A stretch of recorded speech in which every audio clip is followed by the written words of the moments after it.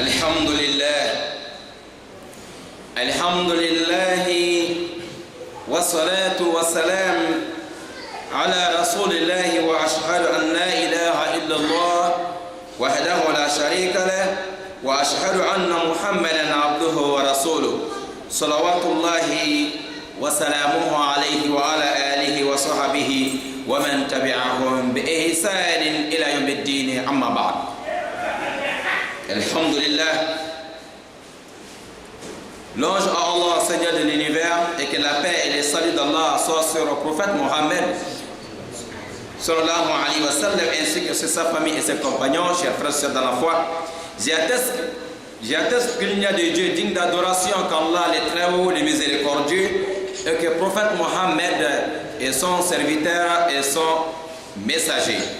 Que la paix soit sur lui.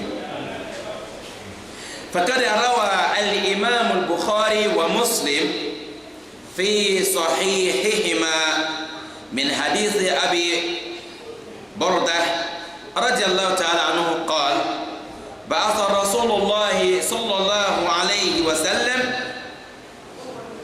أبا موسى ومعاذ بن جبل إلى اليمن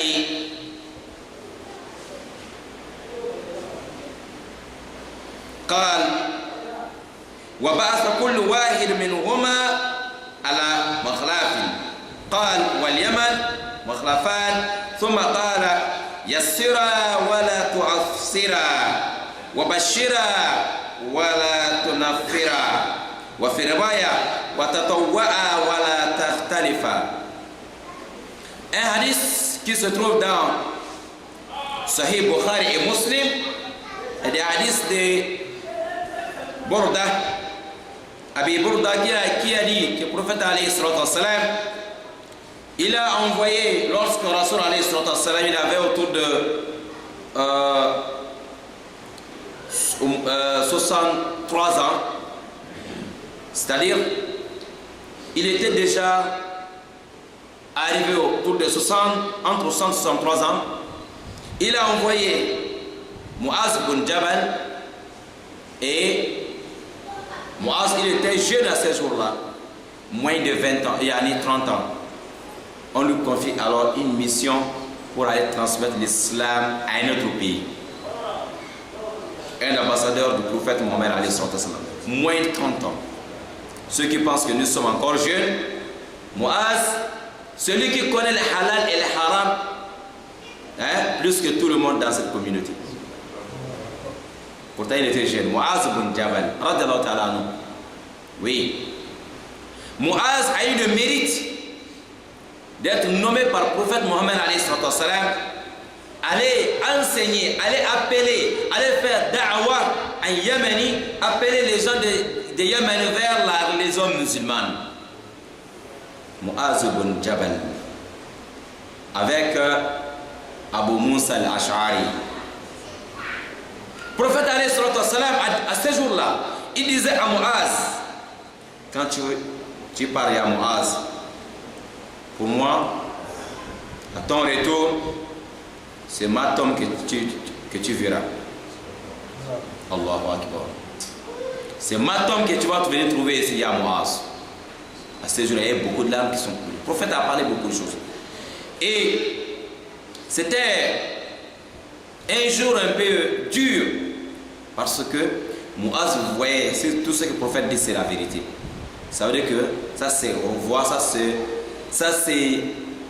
la dernière fois que Muaz et le prophète vont parler face à face.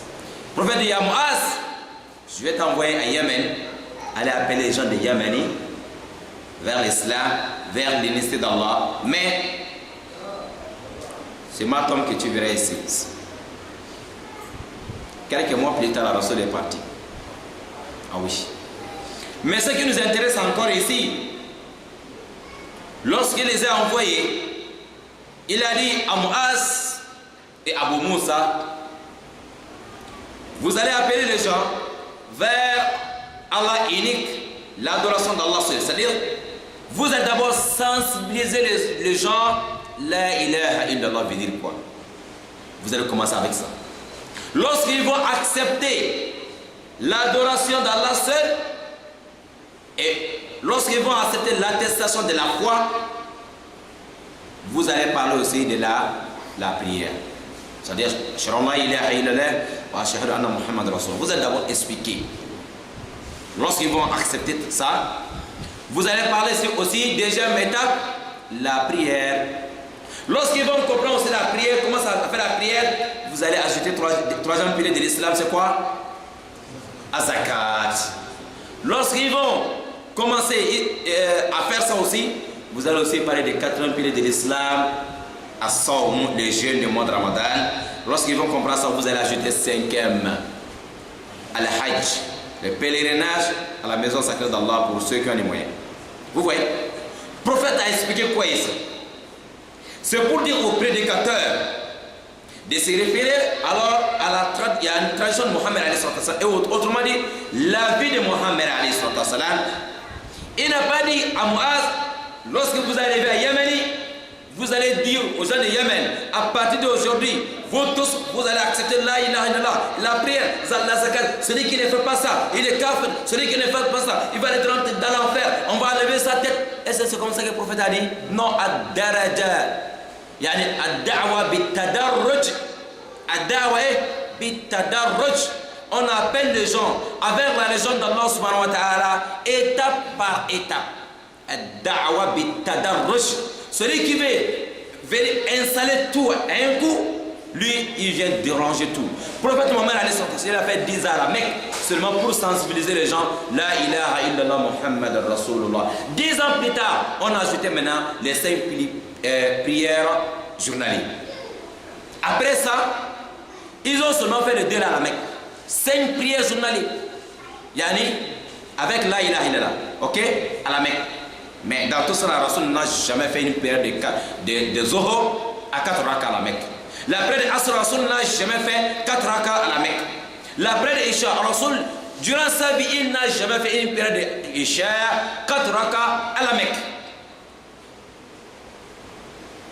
Comme Sophie Rahman Mubarak Kafri, il nous dit, Rasul a fait 1 an et demi à la Mecque. Il fait la prière, il fait la prière de Fajr, Zohor, Asr, Maghrib, Isha à la Mecque avant d'aller à Médine. Mais dans tout ça, ils n'ont pas fait la prière de 4 rakas à 4 rakas. Maghrib, quand même, la prière de 18h est restée 3. Pareillement, la prière de Jumu'ah, Rasul, durant sa vie, il n'a pas fait une prière Jumu'ah à la Mecque. Il a fait 23 ans de service d'Allah. Dans le chemin de transmettre le message d'Allah, il n'a pas fait une prière de Jumu'ah à la Mecque.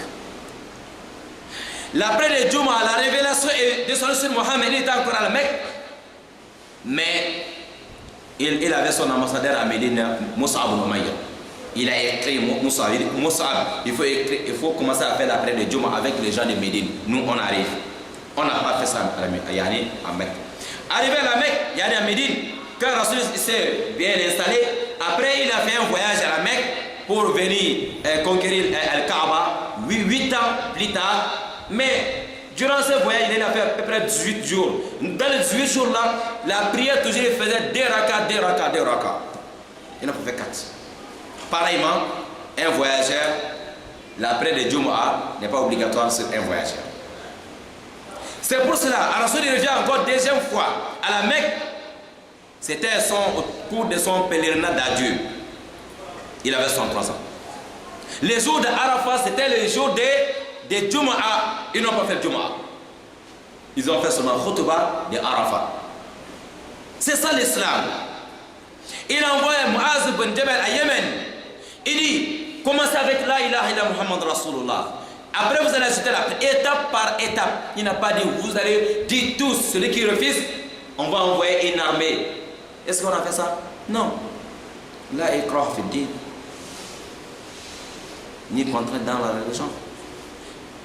Ce qu'on veut dire, il y a une responsabilité partagée. Une responsabilité partagée. Et ceux qui écoutent les prédicateurs. Les fidèles et les prédicateurs. Mais les prédicateurs doivent savoir, d'abord, chercher à connaître les règles de cette belle mission. ad-da'wa, appeler les gens vers Allah, ça c'est le travail de tous les prophètes d'Allah, tous les messagers d'Allah. Il n'y a pas un travail plus noble que ce travail-là. Appeler les gens vers Allah subhanahu wa ta'ala. Rasul dit khayrukum man ta'allama al-Qur'an wa 'allama. Il n'y a pas un travail qui dépasse ça. Même si on voit que ce sont les bonariens qui se mettent devant les gens pour prêcher, mais c'est le travail des prophètes et des messagers.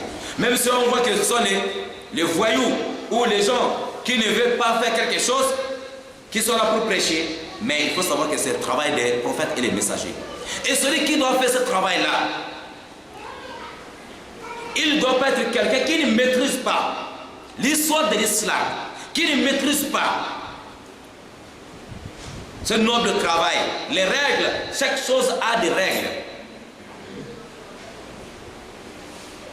Comme Ali ibn Abi Talib disait, Law sakata al-jahilu ma ikhtalafa an-nas. Si les ignorants ferment leur bouche, il n'y aura pas beaucoup de divergences entre les gens.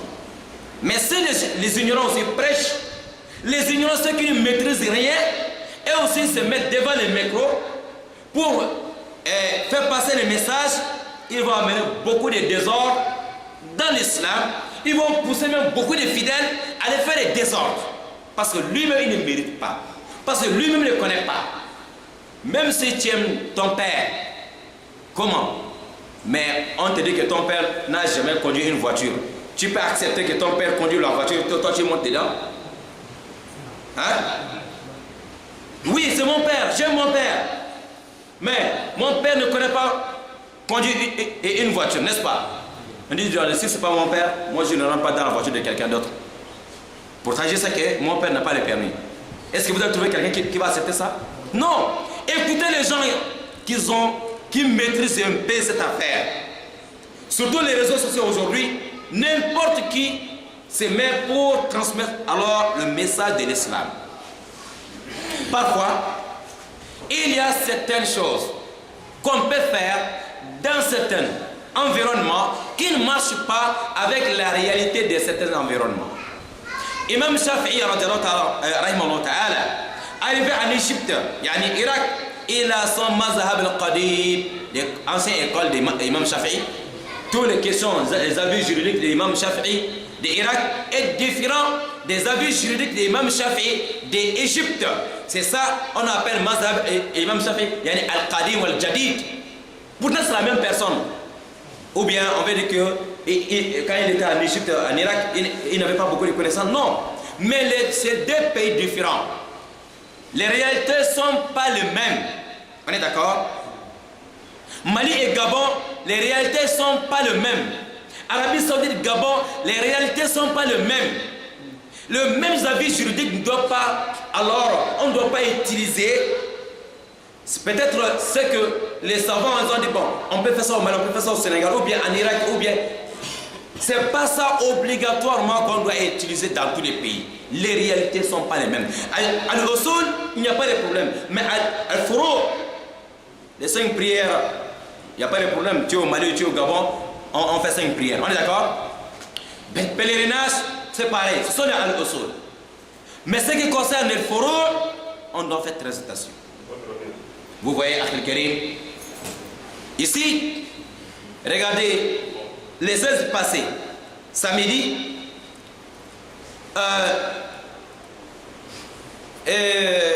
cette personne, je peux dire comme ça, peut-être qui a mal compris l'islam, les principes de l'islam, qui ne maîtrise rien du tout de la réalité du pays, qui prend le courage de marcher avec un couteau, aller poignarder quelqu'un, centre-ville de Libreville. Et en poignardant ces deux couples danois, parce que ce sont des journalistes, hein. Il y a des gens qui montent sur les réseaux sociaux, on a poignardé des Américains, c'est faux. Ils n'ont rien à voir avec les Américains. Ce sont des journalistes, des reporters de la chaîne je vais dire, on appelle,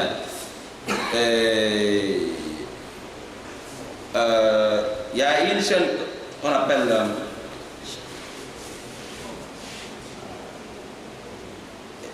National Geo. National Geo, oui. Et ces deux reporters, ils sont dans là où on vend les choses artisanales. Ce monsieur, il est là, le travailleur là-bas, le vendeur pense que lui aussi il est client, mais il est là, il sait ce qu'il cherche. Poignarder le blanc avec monsieur et madame, écrit Allahu Akbar pour poignarder des personnes. Au nom de quel Dieu et tu vas aller poignarder quelqu'un? Un innocent. C'est ça que l'Islam t'a dit. Et on nous pose la question parce que, comme le président américain a pris une décision pour Beit el-Maqdis, Jérusalem doit devenir maintenant capitale d'Israël. Donc, c'est à cause de ça, lui, il a poignardé le deux blanc là. Est-ce que le deux blanc là, c'est Donald Trump? Va chercher là où se trouve Donald Trump. C'est pas comme ça. Ce n'est pas comme ça. L'islam n'est pas dit aux gens d'essayer de comporter ainsi. L'islam, hier, il y a le président des églises réveil de Libreville qui nous disait hier que lui, il a eu le courage et la chance de découvrir, de faire des recherches sur l'islam. C'est le président des églises de réveil de Libreville qui parle comme ça en disant: je fais des recherches sur l'islam, je trouve que l'islam vient du mot as-salam qui signifie en français la paix. Atakbir. C'est le président des églises du Gabon qui parle comme ça devant nous hier. Que l'islam ne connaît pas ces gens de comportement barbarie. L'islam c'est la paix. Est-ce que c'est comme ça qu'on nous a enseigné? Et regardez dans Surat Al-Ma'ida, Allah nous dit quoi, verset 32, il nous dit quoi? Et après une histoire qui s'est passée entre Habila et Kabila, pour ne pas trop rentrer dans tout ça, Inch'Allah Ta'ala, Allah il nous dit: Ba'udhu billahi minash shaitanir rajim. Bismillahi Rahmanir Rahim. Vous avez trouvé? Taïb.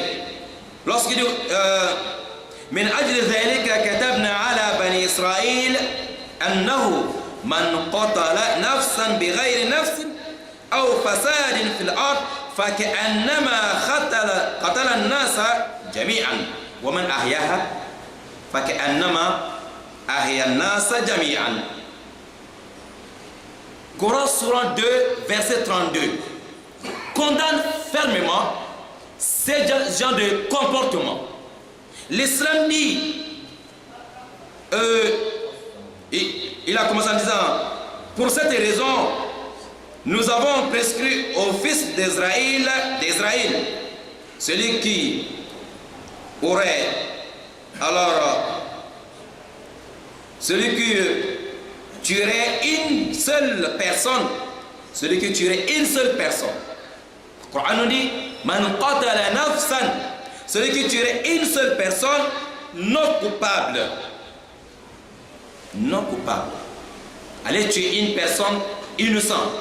La personne, il est là en train de chercher ce qu'il faut acheter au retour au pays. Donc toi tu viens derrière la personne pour essayer d'assassiner la personne lâchement. Et pourtant il n'a pas fait quelque chose. Elle a dit: une personne bighayri nafsin non coupable qui n'a pas commis de crime, même s'il a commis des crimes, c'est le tribunal qui doit juger la personne. Ce n'est pas un individu qui doit faire la loi. La loi, ce n'est pas fait pour un individu. Par exemple, même toutes les lois que l'islam a votées, ce n'est pas que toi seul, et tu trouves quelqu'un en train de faire quelque chose, tu vas dire: ah, comme l'islam a dit comme ça, moi seul, je vais le juger. Non, non, non, ça ne marche pas en islam. Ok? celui qui aurait tué une seule personne non coupable, alors Allah le Très-Haut dit, non coupable de meurtre ou de dégâts sur terre, au façade, ou dégâts sur terre, la personne n'a rien fait du tout. Allah dit ici, aurait comme tuer l'humanité tout entière. Celui qui va aller tuer une seule personne innocente, non coupable de meurtre, alors le péché qui t'attend, le châtiment qui t'attend, c'est comme tu as tué alors l'humanité tout entière. C'est ça qu'Allah dit. Allah n'a pas dit naf, il a dit man qatal nafsan, une personne. C'est Allah qui a créé les hommes. C'est Allah qui nous a créés, vrai ou faux? Il a dit une personne. Il n'a pas dit un musulman. Il n'a pas dit quand tu tues un musulman. Mais il a dit une personne, n'importe qui. Même si la personne est même si la personne, il est chrétien, il est juif, il est associateur, il est comme tout ce qu'il est en train de faire, en tant que c'est une personne, l'islam t'a dit que c'est interdit d'aller alors tenter de tuer la personne. Et quand tu tues la personne, et Allah est fâché contre toi, et ce qui est auprès d'Allah, pour toi, c'est comme tu as tué l'humanité tout entière. Et ça, c'est dans le Coran. Le Coran des musulmans. Quel musulman qui maîtrise le Coran, qui va aller prendre un couteau pour aller poignarder quelqu'un au nom de l'islam? Pourtant, le livre de l'islam te dit que si tu fais ça, tu as le péché comme quelqu'un qui a tué l'humanité tout entière. Ça veut dire que cette personne ne maîtrise rien de l'islam. Cette personne n'a rien à voir avec l'islam. L'islam n'a rien à voir avec ces genres de barbarie et ces genres de personnes. La personne qui a commis les dégâts l'autre jour, le samedi. Aucun imam ici à Libreville qui a dit que j'ai déjà même vu le visage de cette personne dans ma mosquée. Personne. Je connais que, par exemple, je prends un exemple. Nous sommes ici à Carrefour Liamba, la mosquée Carrefour Liamba, n'est-ce pas? Même si tu ne connais pas le nom de la personne, quelqu'un qui vient dans la mosquée, on se connaît, n'est-ce pas? On voit, ah oui, cet homme est pris avec moi dans la mosquée, vrai ou faux? Mais quand vous avez vu la photo de cet homme-là, qui a déjà vu le monsieur là dans une mosquée? Et tous les gens qui font le barbarie, on appelle terroristes à gauche, à droite. Généralement, on va vous dire que non, il a fait la prison 4 fois. Il a fait la prison 3 fois. Est-ce que ça c'est un bon musulman ça? Un bon musulman, tu as fait la prison 4 fois, 3 fois, 5 fois. Tous c'est des bandits qui n'ont rien à voir avec l'islam. Allez mémoriser le mot Allahu Akbar, qui veut dire Allah est le plus grand, pour venir détruire la vie de quelqu'un. Tu te casses derrière Allah. Wallahi, Allah t'a dit, si tu fais ça, tu as le péché comme tu as tué toute l'humanité tout entière. Pareillement, وَمَنْ أَحْيَاهَا فَكَأَنَّمَا أَحْيَا النَّاسَ جَمِيعًا. Et celui qui va aussi sauver la vie d'une personne, Allah va te donner la récompense comme tu as sauvé la vie de toute l'humanité tout entière. C'est-à-dire, par exemple, on peut dire que quelqu'un est malade gravement, mais il faut qu'on dit de cotiser pour lui envoyer un hôpital dans un pays, n'est-ce pas? C'est 500 que toi tu as donné pour sauver la vie de la personne. À cause de ça, Allah te dit, وَمَنْ أَحْيَاهَا. Et tu as sauvé la vie de personne, de quelqu'un. Les 500 que tu as donné, est-ce que ça peut sauver la vie de quelqu'un? Mais à travers ça, Allah connaît déjà ton intention. Ok, tu as la récompense comme quelqu'un qui a sauvé l'humanité tout entière. Pareillement, si c'est la cause de la mort de quelqu'un, tu as le péché comme celui-là qui a tué l'humanité tout entière. C'est dans le Coran, Surah 5, verset 32. Quel musulman, quel imam qui connaît ça, il va dire aux gens d'aller faire les choses comme ça. Et ça n'a rien à voir avec l'islam. Les musulmans condamnent ces gens de barbarie avec la fermeté. Autrement dit, je disais parler de prédicateurs. Et encore, nous vivons dans un pays du Gabon, les musulmans sont les minorités. Même si les musulmans sont les majorités, chaque chose, il faut d'abord maîtriser avant de le faire. Gabon, hier, le Conseil supérieur des affaires islamiques a réuni les imams et les prédicateurs. Et je vous dis encore, parfois, lorsque on appelle les gens, qu'il y a une réunion, des gens comme ça, il y a des imams, je ne sais même pas, ou des prédicateurs, des personnes, il faut le dire, c'est la vérité, parce que nous tous nous sommes en danger. Il y a des gens qui disent, oh, je ne viens pas à la réunion des politiciens là-bas. Ce sont des politiciens là-bas, c'est les gens qui ne viennent pas. Et on entend ça à gauche et à droite. Je vous assure, s'il faut écouter tout ça là, j'ai deuxième nom, Imam Sangaré est devenu imam politicien aussi, parce que toujours il est avec les politiciens là-bas. On vous appelle, venez, on va parler de l'islam du Gabon, vous êtes dans vos coins là-bas.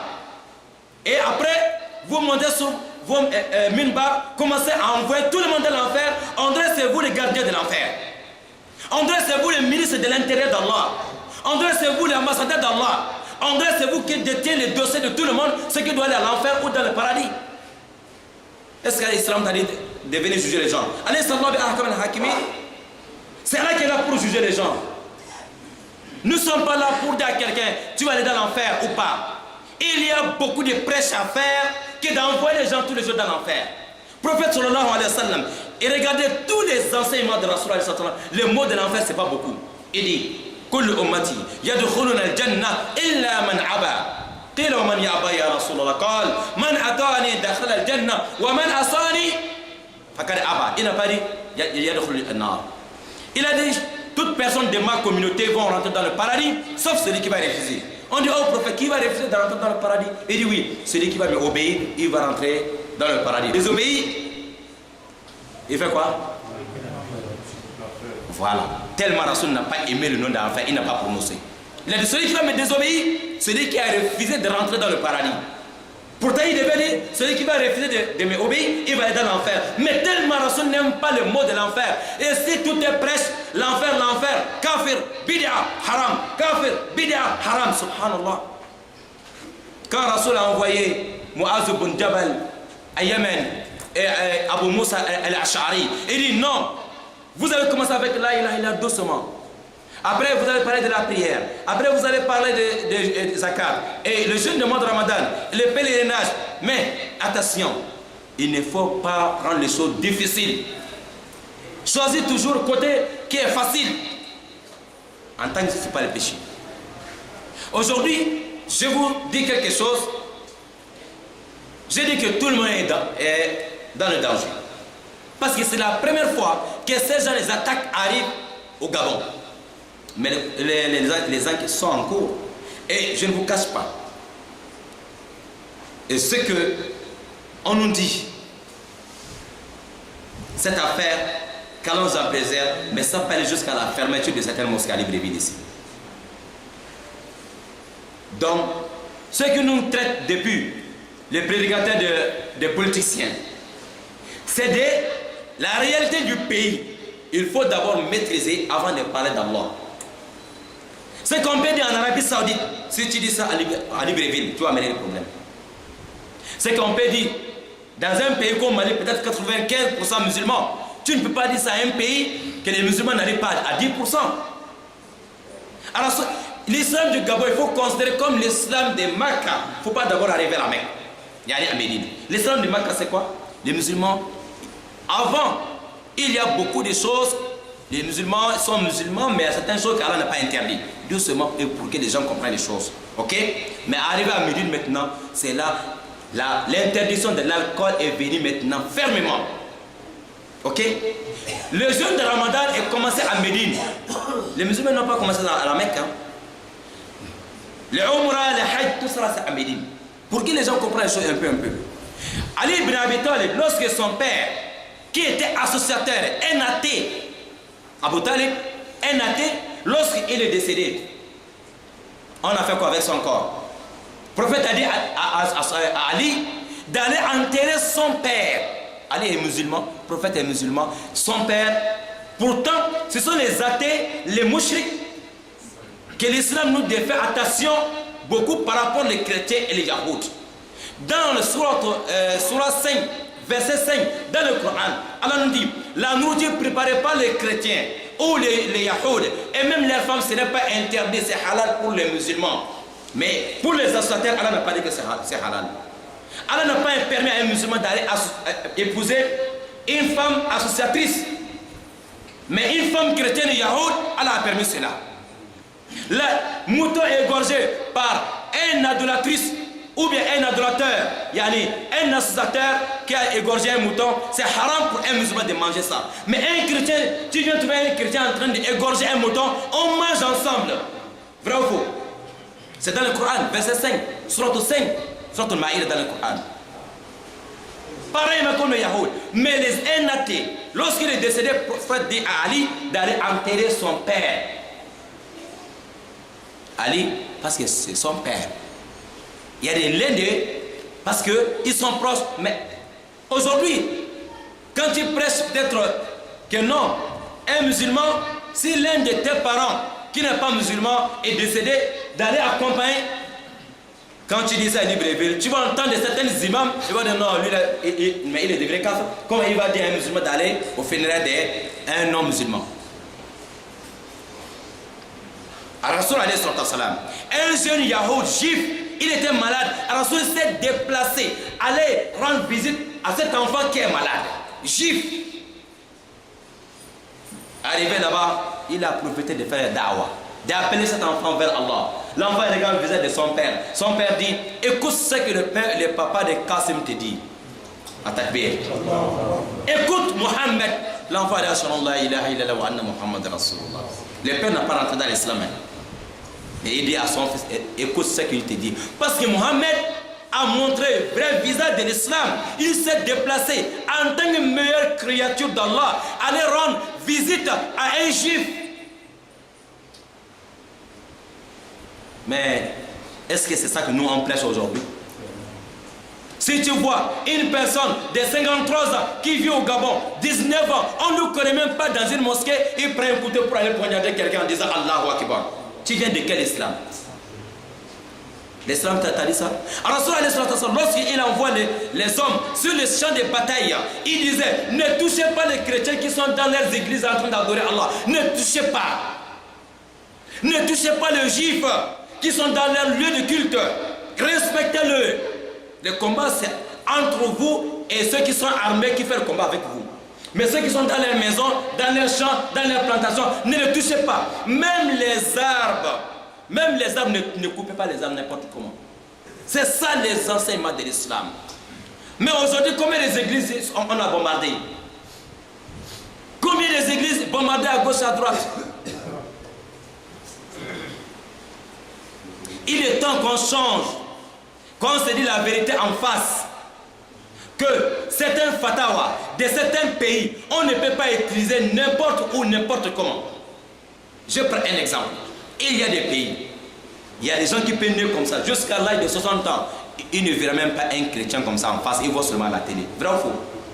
Ils ne verront même pas un associateur ou bien un cas. Non, ils voient tout à la télé. Si lui veut faire le fatwa, il va te dire, il peut te dire même pour mettre ta main dans la main d'un chrétien pour dire salam, il peut te dire que c'est haram, c'est interdit. Parce que lui-même, dans sa tête, il n'y a même plus de chrétiens. Donc c'est pas facile de voir ces gens de fatwa. Et là où toi tu vis, peut-être que tu peux faire toute la journée pour voir même des musulmans, c'est pas facile. On te dit maintenant, dans tel fatwa, dans tel livre, dans tel cheikh, il a dit, faut pas se saluer un chrétien, mon frère. C'est là-bas, mais c'est pas ici. C'est pas ici. Un exemple, la fête de Noël qui arrive là, n'est-ce pas? Et le 31 qui arrive là. Il faut regarder un peu les avis de nos savants. Et Ibn Taymiyyah a dit que même, je prends des Ibn Taymiyyah, les Ibn Baz, les Uthaymin, beaucoup de masha'Allah, de nos grands savants, c'est un côté, même pour répondre leur bonne fête, c'est haram. Ok? Un chrétien te dit, bonne fête de Noël, de dire, oui, merci, bonne fête, c'est haram. Ok? Parce que généralement, c'est les gens, pour voir même un chrétien en face, ce n'est pas facile. Et vous voyez, on n'a pas dit qu'ils ont mal fait. Et Cheikh Al-Qaradawi, Et beaucoup de grands savants encore des universités, Al-Azhar al-Sharif, les Qataris, et l'Ajnatu Da'imat lil-Buhus al-Ilmiya wal-Ifta al-Européya. Leur fatawa en Europe, parce que les musulmans ne sont pas beaucoup là-bas, et les avis juridiques qu'on peut utiliser dans le pays Golfe, ça ne marche pas avec ceux qui sont en France, en Belgique, et ça peut marcher là-bas. Hein? Parce que le usul, après les 5 prières, il n'y a pas de problème pour ça. Mais il y a certains petits détails. C'est qu'on peut dire à tel pays, il faut d'abord regarder la réalité du pays. Là-bas, les avis juridiques en Europe, pour nos grands savants qui sont là-bas, est différent des avis juridiques des pays Golfe. Parce que les réalités ne sont pas les mêmes. Là-bas, ils ont dit, oui, en tant que la personne qui travaille avec quelqu'un dans un bureau, vous êtes ensemble tous les jours. Et il a fait ça. Et il revient et dit, mon frère, bonne fête. Toi tu dis non, comme tu es kafir là, mon islam a dit de ne pas te répondre. Peut-être c'est ton chef même. Et regardez les conséquences. Hein? Ce qui est dans ton cœur, c'est ça qui compte. Ce qui est dans ton cœur, c'est ça qui compte. Tu dis non, je suis musulman. Tu vois comment ça, la presse maintenant, dans les bureaux, patron dit ok, je comprends maintenant. Prends tes bagages.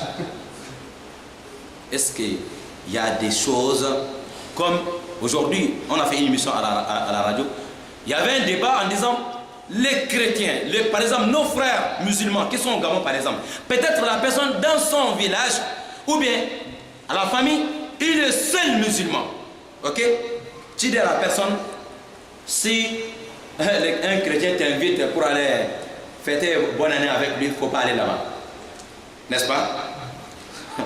Le monsieur, il a bien compris. Maintenant, demain, il y a certaines familles ici, par exemple, c'est chaque 31 que tout le monde se retrouve chez papa. Aller manger, faire les choses ensemble. Tu dis à quelqu'un, haram, arabida, quand tu parles là-bas, c'est dans l'enfer. La personne, comme je suis musulman, donc je ne viens pas. Si la famille dit, ok, donc si c'est comme ça, reste avec ton islam, dans la famille, tu ne viens plus ici. Tu as provoqué quoi? Hein? Oui, il y a des fatwas qui disent comme ça. En réalité, tu ne viens pas à leur invitation, tu ne prends pas leur cadeau, tu ne prends pas l'invitation. Il faut d'abord dire, il faut d'abord regarder la réalité. Quand on a fini, il fallait que j'ajoute quelques mots en tant qu'élève, je dis, selon la réalité du Gabon, je dis selon parce que nous sommes au Gabon, je ne dis pas dans tous les pays, mais au Gabon ici, nos frères nouvellement convertis, que leur famille organise les fêtes le jour de Noël ou bien les fêtes, de dire venez on va manger ensemble, en tant qu'il ne part pas là-bas avec l'intention pour aller fêter, en tant qu'il ne part pas là-bas pour aller boire l'alcool, aller manger des choses interdites, ce n'est pas interdit d'aller assister la famille. Ce n'est pas interdit. Je n'ai pas dit dans tous les pays. Mais Gabon, ce n'est pas interdit. Et j'assume ce que j'ai dit. Quand on a fini, il y a l'un de nos techniciens qui me voit à côté. Et il dit, Imam, quand je me suis converti à l'islam, chez nous, notre papa, chaque 31, tout le monde se retrouve autour de papa pour aller manger. Et quand je suis musulman, j'ai posé la question à un imam, il a dit haram, haram, tu ne dois pas aller là-bas. Papa a appelé, il dit non, moi je suis musulman, haram, je ne dois pas aller là-bas. Ils ont fait 6 ans. Ils ont rejeté cet enfant de leur famille. 6 ans. 6 ans de problème à cause de ça. Il pouvait venir manger, boire les Fanta, les Gino. Avec son intention, il est venu seulement assister la famille, mais avec l'intention de venir fêter. On est d'accord? L'islam, cette affaire-là est très facile. Ne faisait pas les prêches qui vont pousser les gens à aller diverger les gens à gauche, à droite, et pour amener le problème dans la famille des uns et des autres. Ou aller pousser quelqu'un, marcher le couteau avec un fou qui dit encore qu'il il n'a pas regretté. Hein. Mais regardez, là où il a fait artisanat là-bas, aujourd'hui je suis passé là-bas, toujours à la police là-bas. C'est fermé, ils ont écrit avec le rouge, fermé, fermé dans toutes les portes. Les pauvres, leurs magasins sont fermés, cadeaux. Vrai ou faux? Aujourd'hui c'est tellement. Leurs magasins sont fermés, ils ont leur famille à la maison. Ils vont payer la maison comment? à cause d'un barbare. Tous les magasins sont fermés. Et toutes ces personnes-là, on les a soulevées pour les besoins des enquêtes. Et si je dis que nous sommes en danger, je termine par là. L'un de nos grands imams, Imam Khan, il a été interpellé.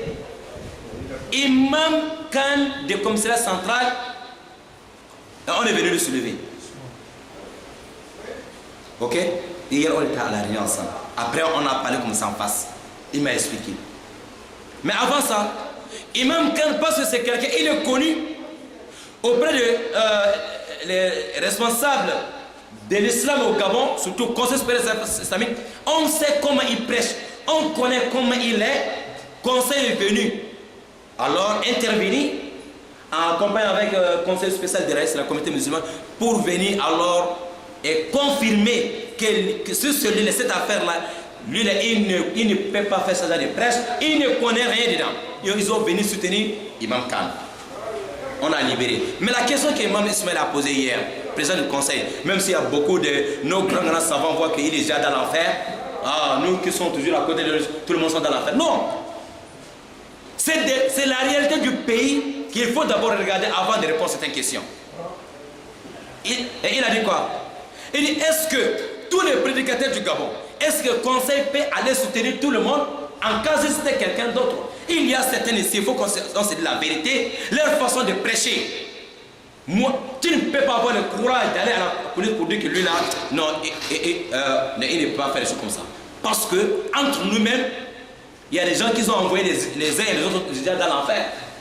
Entre nous-mêmes les musulmans, il y a déjà certains musulmans qui sont dans l'enfer à travers de la bouche de certains musulmans. Est-ce que toi tu peux venir soutenir quelqu'un comme ça pour dire que nous libérez-le? Nous sommes les témoins. Lui, il ne connaît rien dedans. Le conseil d'hier, il y a certaines personnes ici. Est-ce qu'on peut venir faire comme ça pour tout le monde? Parce qu'on connaît Imam Ismaël, Yani, Imam Khan. Si c'était certaines personnes, il faut qu'on fasse attention. Autrement dit, ici, la mosquée Nour Darin Kafouliamba, c'est qu'on est en train d'enregistrer. Ok? Ce que je vais vous dire, en tant que premier responsable de cette mosquée, avec vous tous, ensemble, nous condamnons ce qui s'est passé. Autrement dit, désormais, personne ne viendra plus dormir dans cette mosquée. Ce n'est pas affaire de Imam Sangaré qui parle. Moi seul, je ne peux rien faire. Ensemble, il faut qu'on soit unanime. L'hypocrisie ne marche plus. L'hypocrisie ne marche plus. Un seul mot, main dans la main.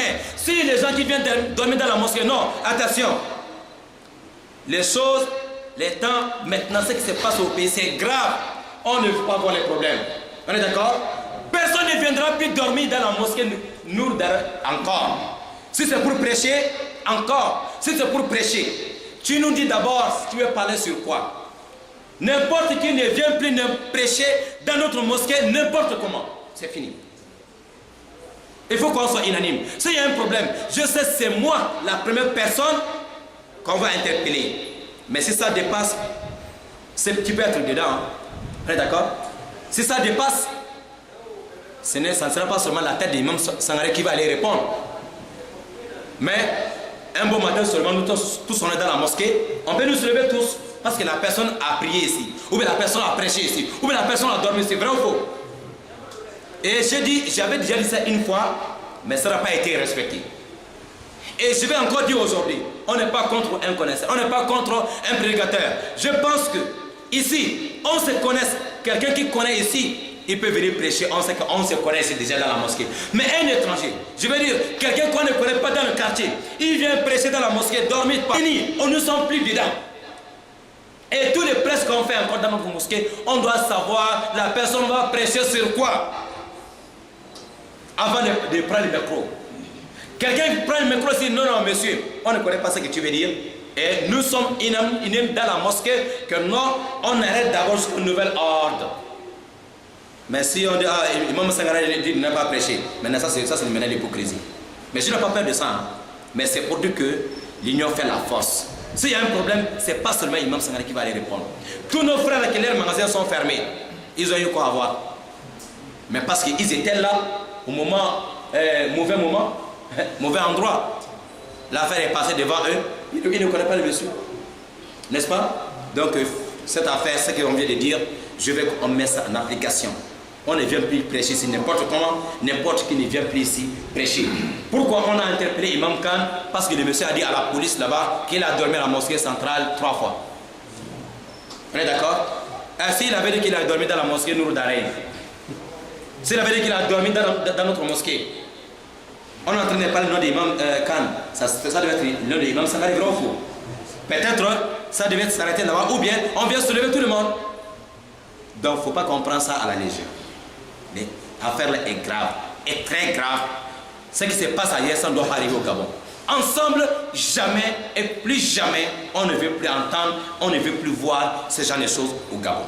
L'islam, les chrétiens, les musulmans vivent déjà ensemble ici avec l'amour. Hier, on était avec beaucoup de... Même archevêque du Gabon, on était ensemble hier. Il a condamné ça fermement. Donc ils ont entendu cette affaire. Beaucoup de pasteurs du Gabon ici se sont réunis pour dire que non, les musulmans du Gabon ne connaissent pas ça. Nos frères les chrétiens, les pasteurs nous ont soutenus pour dire que les musulmans du Gabon ne connaissent pas faire ça. Parce qu'ils sont toujours avec ceux qui sont devant, même si on dit qu'ils sont des politiciens. Et c'est ça qui fait l'amour ici. La guerre de Centrafrique, quand l'affaire était chaude, l'église est devenue la mosquée, non? Quand ils ont parti brûler les mosquées, ce sont les pasteurs qui ont dit aux imams, venez chez nous, venez habiter chez nous, dans nos églises. Les chrétiens font leur prière, quand ils finissent, la prière des jours, les musulmans font Allah Akbar dans l'église. C'était ça qui s'est passé en Centrafrique. La prière des Fajr, on fait Al-Azan dans l'église. Qui a dit que c'est interdit? Mais aujourd'hui, je vous ai dit la fois dernière, il faut qu'on reste juste milliers. L'islam, nous sommes une communauté de juste milliers. Juste milliers. Il ne faut pas trop tirer à gauche, à droite. Parce que quand tu parles trop, tu deviens quelqu'un qui n'aime pas Sunna, de l'huile Wahhabi, Moté. Non, ça n'a rien à voir. On demande les travaux de nous faciliter, qu'ils nous pardonnent. Inch'Allah, que ce genre de choses n'arrivent pas au Gabon. Qu'Allah protège notre cher pays, Inch'Allah. Et les vivre ensemble, qu'Allah, on demande à Allah de préserver cela. Qu'Allah garde nos autorités. Inch'Allah, et encore ceux qui gèrent l'islam, et nous tous qui nous donnent la bonne compréhension de l'islam. Lorsqu'on regarde bien le Coran et comprend bien le Coran, on ne peut pas faire ce genre de choses. Wa hadha wa akhiru da'wana anil hamdulillahi rabbil alamin. Wassalamu alaikum wa rahmatullahi wa barakatuh. Kum ila sirayyakumullah.